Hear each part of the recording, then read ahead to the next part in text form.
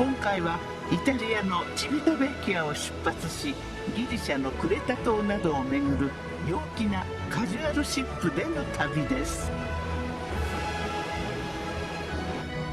悠久の歴史を今に伝える世界遺産の街並み、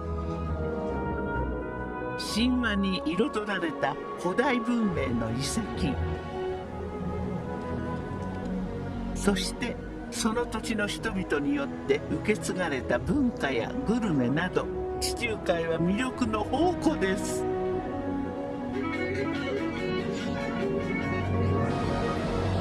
旅する船はカーニバルビスタ。遊びの施設満載の船はまるで洋上のテーマパークです。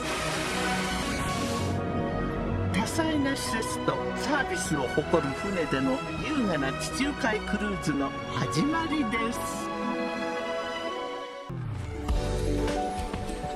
旅の出発地はイタリア西部チレニア海に面した港町チビタベッキア。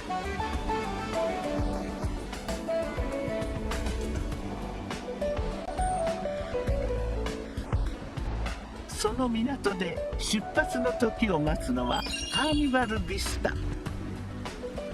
総トン数およそ13万トン、乗客定員はおよそ4000名の15階層からなる巨大な客船です。船内に入ってまず目にするのは3層吹き抜けのアトリウムにそびえるユニークな形の支柱。実はこれ表面が LED のスクリーンになっていて、日によってデザインが変わるんだそうです。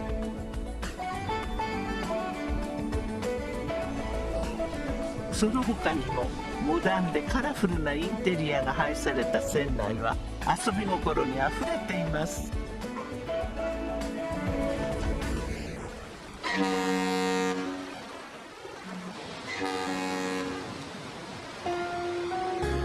夕方、船は静かに港を離れ、いよいよ地中海クルーズに出発です。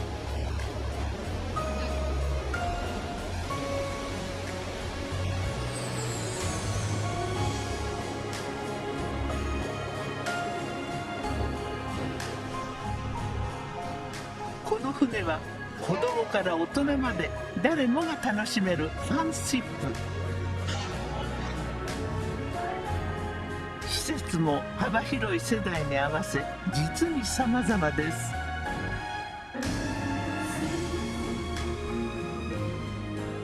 客室のタイプも充実。こちらは家族で利用できるファミリーハーバースイート。24時間オープンの専用ラウンジも併設され、お部屋にはベビーシッターサービスまでついてるんですよ。どのお部屋も落ち着いた式場のデザインで、ゆったりとしたくつろぎのクルーズライフを過ごせます。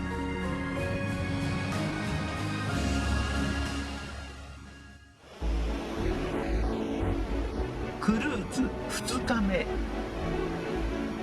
最初の寄港地、南イタリア最大の都市ナポリにやってきました。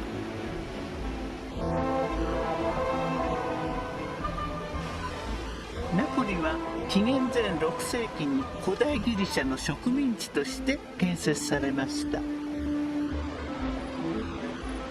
長い歴史の中でこの地を支配したさまざまな国の文化を吸収し築かれた町なのです。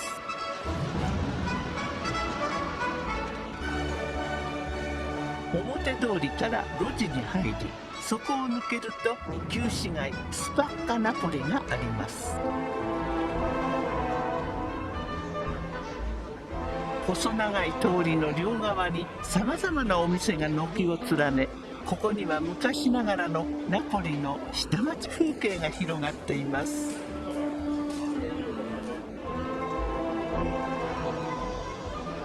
ここは世界遺産にも登録されているんですよ。路地の片隅に風変わりな像があります。これはイタリアの風刺劇に登場した人気の道化師プルチネッラ。人々を笑わせ陽気で人懐っこい気質はナポリっ子そのものだと言われています。街中にあるさまざまな表情のプルチネッラ、それらを見つけながら街を散策するのも面白いですよ。ナポリ名物ピザ屋の看板にも描かれているプルチネッラ。実はこのマーク、ナポリピザの伝統の味を守り続ける店の証でもあるんです。100年近く続くこちらのお店のピザを味わってみます。おすすめは定番の食材チッチョリという豚のバラ肉の塊をふんだんにのせたこちらのピザ。ナポリっ子の愛する伝統のピザを味わえて大満足でした。この後船はエーゲ海に浮かぶギリシャの島々を目指します。遊び心満載の船で巡る絶景とグルメの地中海3日目です。この日は一日公開日。船の中で思いっきり楽しみます。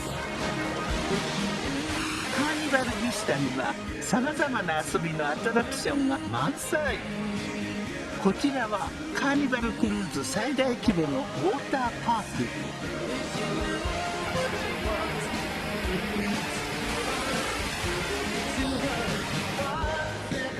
スリル満点のアスレチック施設など、まるで船の上のテーマパークです。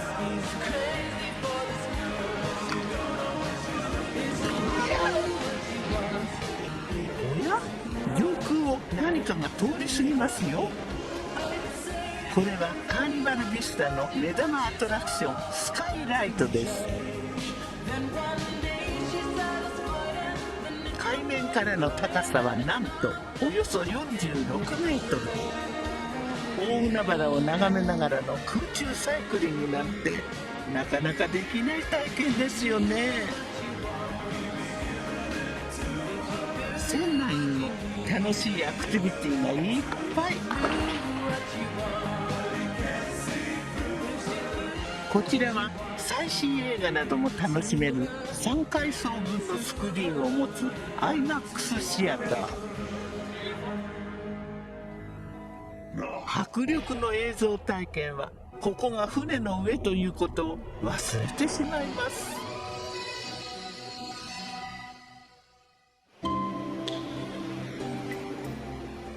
クルーズ4日目。船はギリシャの最南端にあるクレタ島にやってきました。クレタ島は東西250キロに及ぶエーゲ海最大の島。その面積は日本の兵庫県とほぼ同じ大きさだそうです。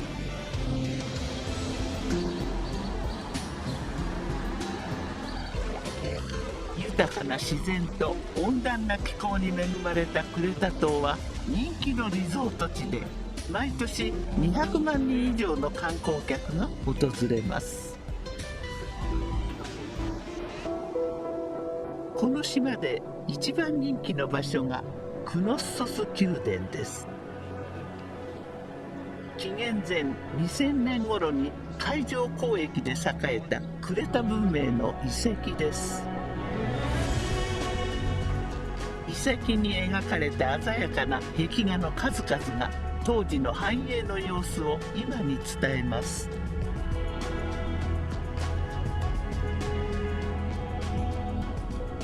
迷宮のように複雑に入り組む宮殿には1200以上もの部屋があったと言われますから驚きです。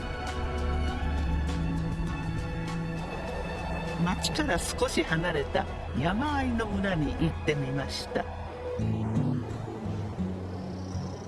ここはクレタ島の伝統的な生活を今に伝える村です。昔ながらの温かで素朴な風景と可愛い色使いの建物、見ているだけで心が和みますね。おや、軽快な音楽が聞こえてきました。これは島の伝統舞踊ケフィ。ケフィとはゆっくりとくつろぐという意味。手を取り合って踊るフレンドリーなダンスで訪れた人をもてなします。こうした交流は旅を一層忘れがたいものにしてくれますね。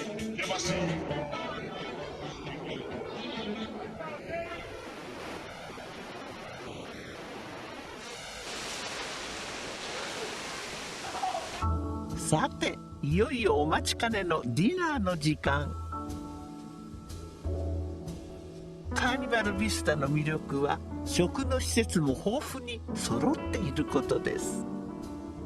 海を眺めながらプライムビーフを堪能できるステーキレストランや、本場イタリアの伝統料理を味わえるレストランなど、一度のクルーズでは回りきれません。メインダイニングではミシュラン三つ星シェフが監修したコースメニューをいただけます。 We have a special local flavors from this port. We have an appetizer, we have an entree, which really you can enjoy, you know. メイン料理はレモン果汁とペッパーがサーモンの香ばしさを引き立ててくれます。寄港地ごとに出会う忘れられない味、いろいろな出会いを演出してくれます。船内のショーも実に多彩です。本場ブロードウェイさながらのプログラムを楽しめるんですよ。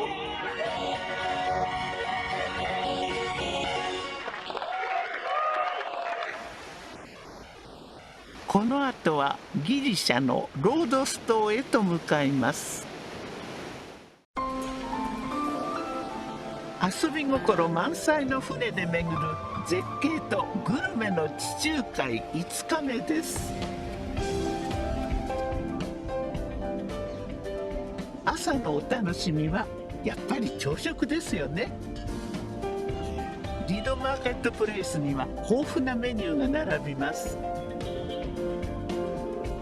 人気なのがこちらのコーナー。好きな具材を選んでそれを乗せたタコスやブリトーを目の前で作ってくれます。朝から本場のメキシカンフードなんてパワフルですね。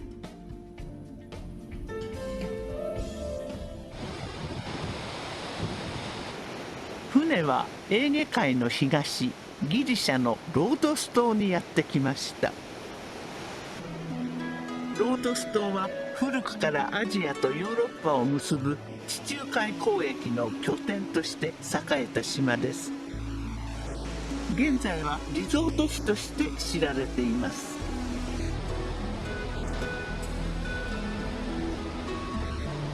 観光の中心は港近くにある旧市街。14世紀にやってきた聖ヨハネ騎士団によって築かれた町です。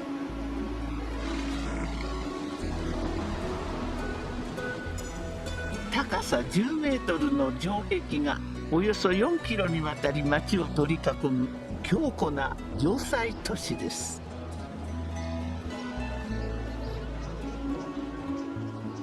町全体が世界遺産にもなっている旧市街には毎年多くの観光客が訪れます。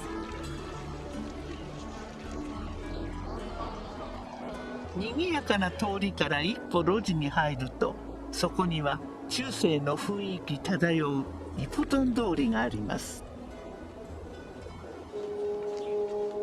イポトンとはギリシャ語で騎士団の通りという意味で、その名の通り騎士団を構成していた国々の館が並んでいます。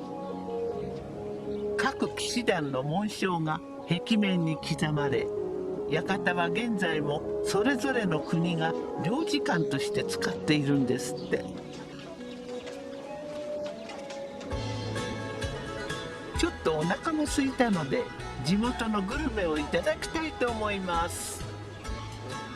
おすすめがこちらのギリシャの家庭料理の定番スズカキや、ひき肉にクミンなどの香辛料を練り込み、シナモンやナツメグで風味をつけたトマトソースで煮込むギリシャ風のハンバーグです。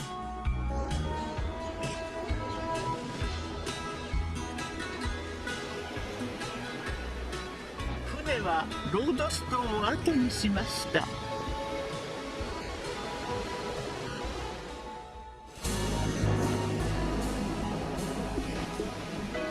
クルーズ7日目、船はこのクルーズ最後の寄港地ピレウスにやってきました。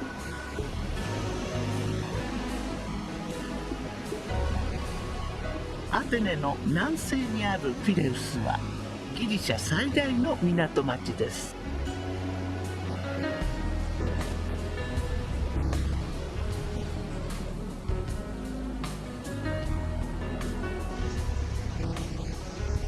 人口およそ16万人のこの町は首都アテネ観光の拠点。町のシンボルが高い丘の上に建てられた遺跡アクロポリス。紀元前8世紀に誕生した都市国家アテネの宗教と政治の中心地でした。遺跡を目指し参道を登ります。景色はいいんですけど、登り道は大変です。ようやく遺跡に到着。海抜およそ150メートルの高さにある遺跡にはさまざまな神殿が建てられています。エレクティオン神殿は6体の乙女の像が柱になった優雅な造り。それと対照的なのが遺跡の中央で力強い存在感を放つパルテノン神殿。古代ギリシャ建築の最高傑作とも言われ、世界遺産にも登録されました。重厚な柱に囲まれた神殿内には女神アテネの黄金像が祀られていたと言われています。夜、神秘的にライトアップされた神殿。はるか古代の像が金色の光を放っているかのようです。